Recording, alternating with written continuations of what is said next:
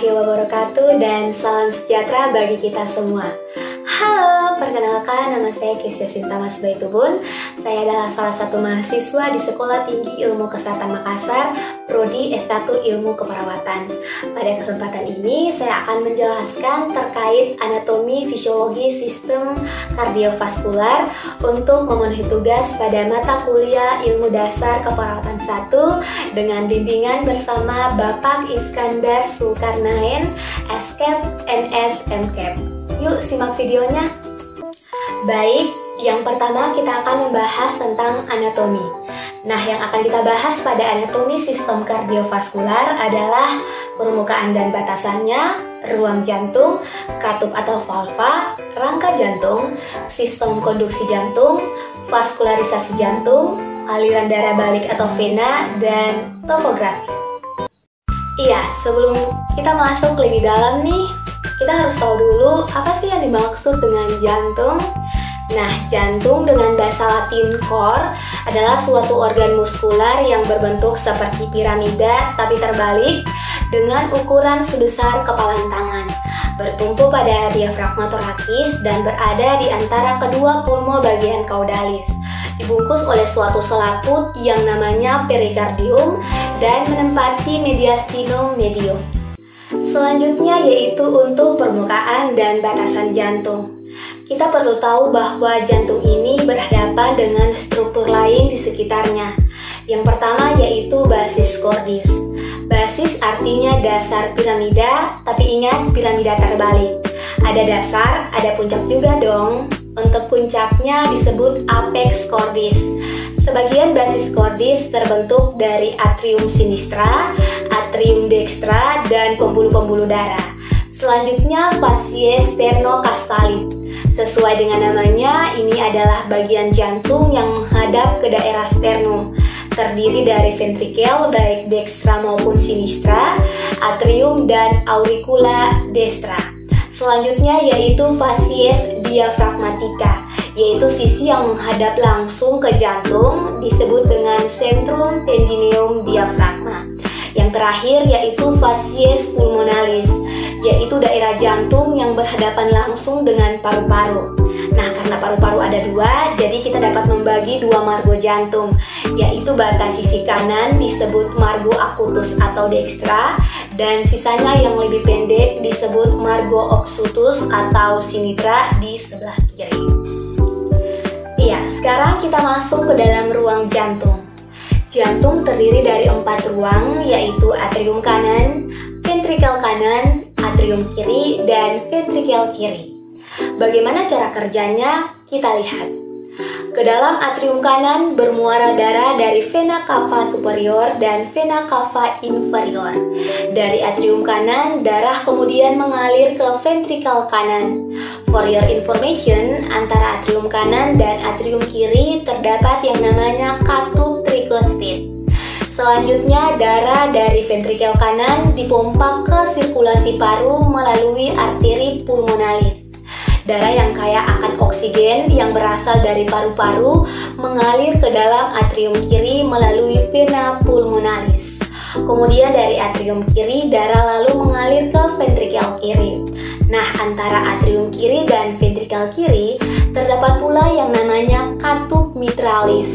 Terakhir, darah dari ventrikel kiri kemudian dipompakan ke seluruh tubuh. Dari ruang jantung kita berlayar ke katup jantung. Nah, tadi kita sedikit membahas atau kita sedikit menyentil soal katup-katup ya. Katup jantung sendiri tentu sangat penting untuk mengerahkan aliran darah. Kita lihat 4 katup jantung. Katup atrioventricularis artinya terletak antara atrium dan ventrikel. Adalah katup tricuspidal dan katup bicuspidal. Dan katup yang menuju ke paru-paru sesuai dengan namanya saja disebut katup pulmonal, dan yang menuju ke aorta disebut katup aorta. Nah, biasanya nih kelompok katup pulmonal dan katup aorta ini disebut katup semilunaris. Selanjutnya kita masuk pada rangka jantung. Nah, untuk definisinya, rangka jantung merupakan cincin-cincin fibrosa atau jaringan ikat yang mengelilingi ostium atau lubang-lubang katup yang telah kita bahas. Nah, seperti ini disebut annulus fibrosus sinistra. Kemudian ini adalah annulus fibrosus dextra. Selanjutnya ada trigonum fibrosum sinistra, yaitu antara aorta dan atrium ventricular. Kemudian trigonum fibrosum dextra, yaitu antara kedua katup atrium ventricular dan katup aorta. Nah, selain itu, informasi yang bisa didapat juga pada potongan transversal ini, kita bisa lihat bahwa katup pulmonal itu lebih di anterior atau lebih di depan dari katup aorta. Iya, selain struktur yang telah disebutkan sebelumnya, sekarang kita bahas struktur kunci dalam sistem konduksi jantung. Berikut sifat komponen sistem konduksi jantung. Yang pertama, nodus sinoatrial atau SA node. Nodus sinoatrial merupakan generator atau pemicu utama dalam sistem konduksi jantung yang memiliki sifat otomatisasi tertinggi. Nodus ini terletak pada batas vena cava superior dengan atrium kanan. Nodus ini dapat memicu jantung dengan kecepatan 60-100 kali per menit. Yang kedua, jalur internodal dan serabut Brashman. Jalur internodal menghubungkan nodus sinoatrial dengan nodus atrium ventricular. Sedangkan serabut Brashman yang menghubungkan antara atrium kanan dengan atrium kiri. Yang ketiga, nodus atrioventricular atau AV node. Nodus ini terletak pada bagian bawah atrium kanan di antara sinus coronarius dan daun katup tricuspidalis bagian septal. Nodus atrioventricular merupakan penyaring impuls yang berasal dari sinus. Nodus ini dapat memicu jantung dalam keadaan tidak normal atau sinus tidak dapat mengeluarkan impuls dengan kecepatan 40-60 kali per menit. Yang keempat, berkas His. Merupakan suatu berkas pendek yang menembus annulus fibrosus dan septum bagian membran.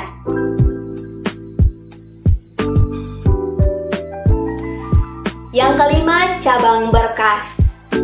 Merupakan kelanjutan berkas His. Cabang berkas ini terbagi menjadi dua bagian, yaitu cabang berkas kiri untuk ventrikal kiri dan cabang berkas kanan untuk ventrikal kanan.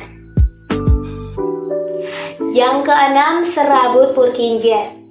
Merupakan bagian terakhir dari sistem konduksi jantung yang berhubungan erat dengan sel-sel otot jantung. Serabut Purkinje juga dapat mengeluarkan impuls dengan kecepatan 20-40 kali per menit. Jika generator atau sumber-sumber impuls yang di atasnya tidak dapat mengeluarkan impuls untuk mencegah henti jantung. Selanjutnya, vaskularisasi jantung. Sumber utamanya ada dua, yaitu dari pembuluh darah yang keluar tepat pada pangkal aorta, arteri koronaria dextra dan arteri koronaria sinistra. Arteri koronaria sinistra atau left main artery kemudian bercabang lagi, ada yang menjadi left circumflex dan ada yang left anterior descendant ke depan. Kemudian untuk arteri koronaria dextra bercabang menjadi ramus marginalis dextra dan right posterior descendant di belakang. Nah, jika salah satu pembuluh darah ini tersumbat, maka jaringan jantung akan rusak atau infark sesuai dengan daerah yang menjadi job desk masing-masing cabang pembuluh darah tersebut. Penyakitnya disebut sebagai penyakit jantung koroner. Kita sampai pada aliran darah balik atau vena. Nah, untuk aliran darah balik atau vena, semua bermuara ke sinus coronarius. Kemudian sama-sama masuk ke atrium seperti ikut dengan darah kotor atau kaya karbon dioksida yang lain. yang bermuara ke sinus coronarius. Dari kanan jantung ada vena cordis parva, dari sisi kiri jantung ada vena cordis magna, dan dari tengah ada vena cordis media. Nah, namun ternyata ada satu yang solo karir, langsung masuk ke atrium dextra, yaitu vena cordis anterior. Jadi semua ke sinus coronarius kecuali vena cordis anterior, dia langsung masuk ke atrium. Kita beralih ke topografi jantung. Kalau dilihat, posisi jantung ini normalnya berada antara linea parasternalis dextra, batas kanannya, dan batas kirinya yaitu pada linea midclavicularis sinistra, atau garis hayal yang sejajar dengan titik tengah mus radicula. Kalau besar jantung melebihi batas ini, kemungkinan terjadi pembesaran jantung atau kardiomegali.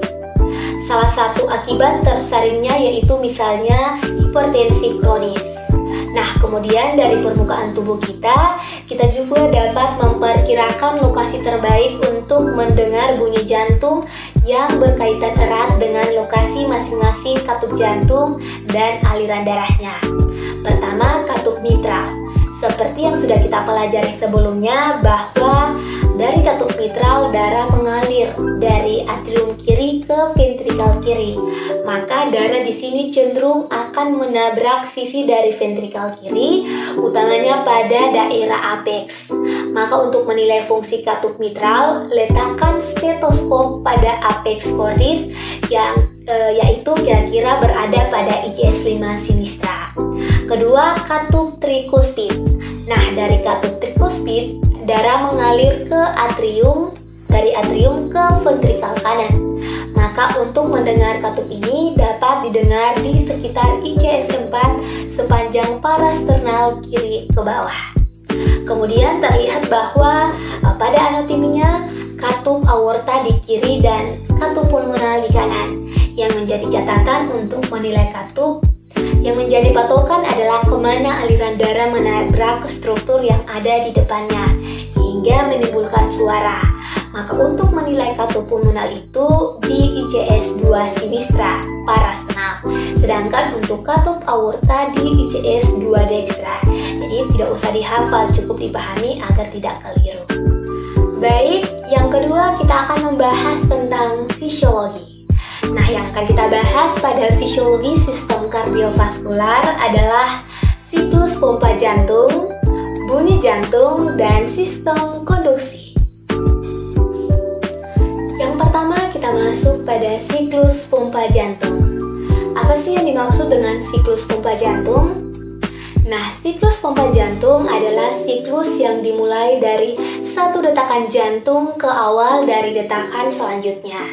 Setiap siklus dimulai dari aksi potensial yang terbentuk spontan dari S anode yang terletak di dinding lateral superior dari atrium kanan dekat dengan pintu masuk vena cava superior. Diastol merupakan suatu keadaan di mana jantung, terutama ventrikel, terisi darah diikuti periode kontraksi yang dikenal sistol. Selama sistol atrium yang terjadi 0,1 detik, atrium mengalami kontraksi. Pada waktu yang sama, ventrikel mengalami relaksasi. Depolarisasi S anode menyebabkan depolarisasi atrium yang ditandai gelombang P di elektrokardiografi atau EKG. Kemudian menyebabkan sistol dari atrium. Ketika atrium berkontraksi, atrium mendesak tekanan darah, yaitu melawan tekanan dari darah yang melalui katup atrioventrikuler ke dalam ventrikel. Sistol dari atrium menyumbang darah sebanyak 25 ml darah ke dalam tiap ventrikel, kira-kira 105 ml. Pada akhir sistol dari atrium juga merupakan akhir dari diastol ventrikel. Tiap ventrikel telah berisi 130 ml pada akhir periode relaksasi dan volume darah tersebut disebut volume akhir diastolik atau end diastolic volume, bisa disingkat EDV. Kompleks QRS pada EKG menandakan awal dari depolarisasi ventrikel. Setelah itu dilanjutkan sistol dari ventrikel yang disebabkan depolarisasi ventrikel.